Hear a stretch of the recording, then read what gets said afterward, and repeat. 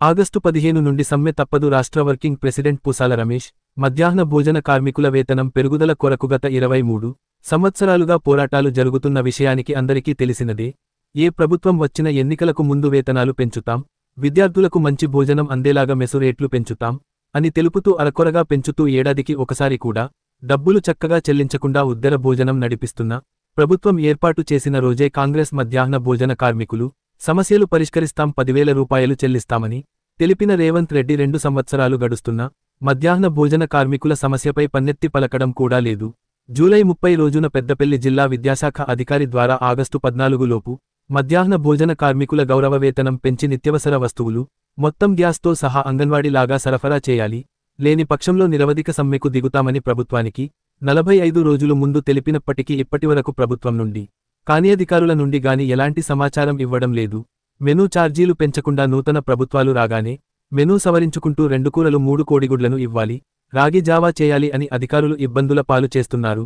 రోజుకు 100 రూపాయలతో పని చేయలేం. అంగన్వాడికి ఎలాగైతే నిత్యవసరాలు అయిన మొత్తం కోడిగుడ్ల నుండి మొదలుకుని గ్యాస్ వరకు ఉచితంగా సరఫరా చేసి కనీసం 10,000 రూపాయలను ఇస్తే ఇవి చేయగలం అని ప్రభుత్వానికి ఎన్ని మార్లు తెలిపినా దున్నపోతు మీద వర్షం కురిసిన సందంగా చూస్తుంది తప్ప పట్టించుకున్న పాపాన లేదు. దీనికి తోడు ప్రభుత్వం గ్యాస్ ఉచితంగా సరఫరా చేయాలని తెలిపితే ఇచ్చే మధ్యాహ్న భోజన బిల్లులో ఇంకొక 50 పైసలు కలుపుతూ గ్యాస్ సైతం కార్మికులే కొని వంట చేయడానికి జియోపాస్ చేశారు. ఆగస్టు 15 నుండి ఈ ఏర్పాటుకు ప్రభుత్వం రంగం సిద్ధం చేస్తుంది. మూల్గే నక్కపై తాటిపండు పడ్డసందంగా ఇప్పటికే 6-7 నెలలకు ఒకసారి కార్మికులు నిరసనలు తెలిపి ధర్నాలు చేస్తే తప్ప బిల్లులు చెల్లింపులు జరగడం లేదు.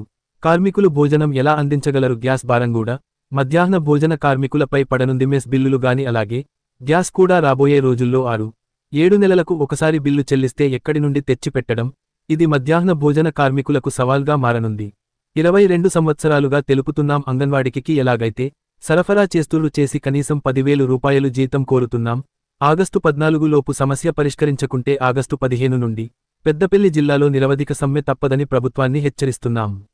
ఏఐటియుసి తెలంగాణ మధ్యాహ్న భోజన వర్కర్స్ రాష్ట్ర వర్కింగ్ ప్రెసిడెంట్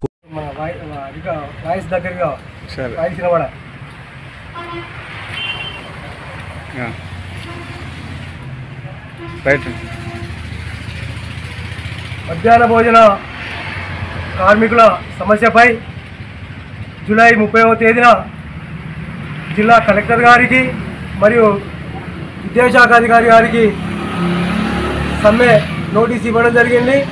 మరి సమ్మె నోటీస్ ఇచ్చి ఇప్పటి వరకు నెల రోజులు గడుస్తున్నా మరి ప్రభుత్వం కానీ అధికారులు కానీ ఎట్లాంటి స్పందన లేదు. మధ్యాహ్న భోజన కార్మికులకు అనేక రకమైన ఇబ్బందులకు గురవుతున్నారు. దాదాపు పేద విద్యా సంవత్సరము డబ్బులు ఇప్పటి వరకు చెల్లించకుండా మరి కొత్త ప్రభుత్వాలు రాగానే మేము మధ్యాహ్న భోజనం ప్రధానంగా నిర్వహిస్తామని తెలిపి మరి కొత్త మెనూలను రంగురంగుల మెనూలను గోళ్లపై రాయడం, మరి దానికి సంబంధించిన మెస్ ఛార్జీలు పెంచకుండా 2 కూరలు అండాలి, 3 కోడిగుడ్లు ఇవ్వాలి, రాగి జావా ఇవ్వాలి. వీటన్నిటికీ ఒకరోజు 100 రూపాయల కూలితో మరి ఎలా చేయగలుగుతారు? అలాగే పాత మెనూ ఛార్జ్ ఏవైతే ఉన్నాయో వాటికి అరకొర పైసలు పెంచుకుంటూ 2వ కూర అండాలి. 2వ కూర అండడం ఏదా? ఇప్పుడు 100 మంది ఉన్న పాఠశాల దాదాపు వాళ్ళు ఇచ్చేది 9-10 తరగతులకు 13 రూపాయలు. అది కూడా ఆగస్టు 15 నుండి ఆ రేట్లు వర్తిస్తాయి. మరి దానికి విత్ గ్యాస్ విత్ దాంట్లోనే ఇంక్లూడింగ్ ఎగ్ అంటాను. 7 రూపాయలు ఎక్కువ వస్తే మరి 3 రూపాయలల్లా రాగి జావా ఇలా కాయడం, కోడిగుడ్డును ఎట్లా వేడి చేయడం, మరి 2వ కూర ఎట్లా అనడం, వాళ్ళకి వచ్చే డబ్బులు ఎంత?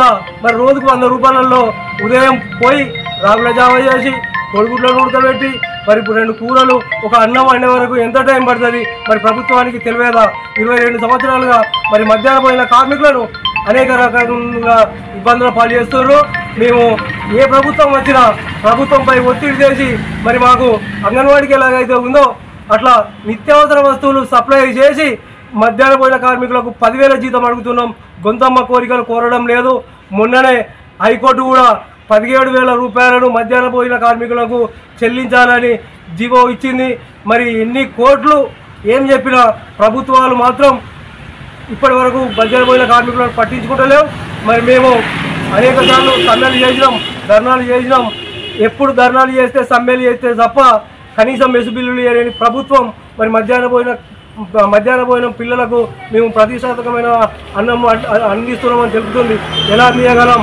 అట్లాగే మధ్యాహ్న భోజన కార్మికులకు 10,000 రూపాయలు ఆగస్టు 15వ తారీఖు లోపు 14వ తారీఖు లోపు చెల్లించకుంటే ఆగస్టు 15 నుండి పెద్దపల్లి జిల్లా వ్యాప్తంగా మధ్యాహ్న భోజన కార్మికుల నిరోధిక సమ్మెకు దిగుతాం.